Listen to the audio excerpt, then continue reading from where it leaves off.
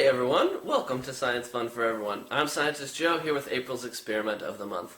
This month we're going to use density to make some lava lamps. And because we're making lava lamps, I thought it might be fun to play The Floor is Lava. Don't worry, I'm not cheating right now, I'm following the rules.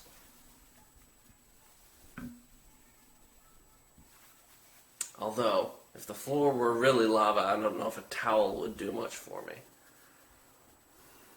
Okay, that's better.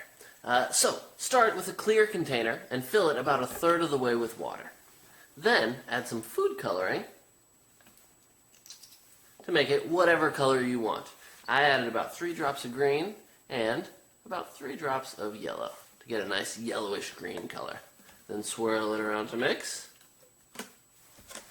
And on top of that, add about 1/3 more of baby oil.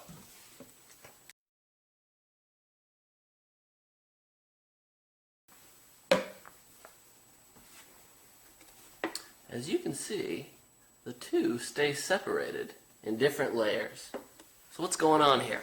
We've got 2 liquids with different densities. The water, that we colored green, is heavier than the oil. There's more molecules in the water packed into the same amount of space. Now this is pretty cool, but our next step is going to make it even cooler. You know what? If the floor were really lava, I don't even know if this chair would survive. Okay, safe from the lava. Our lamp is ready to go. This is Alka-Seltzer. Alka-Seltzer is a headache medicine, but it also has an acid and a base in it. And when those acids and bases mix in water, they fizz and bubble, and they make carbon dioxide. I'm going to break mine in half, and then I'm going to drop both halves into the lamp.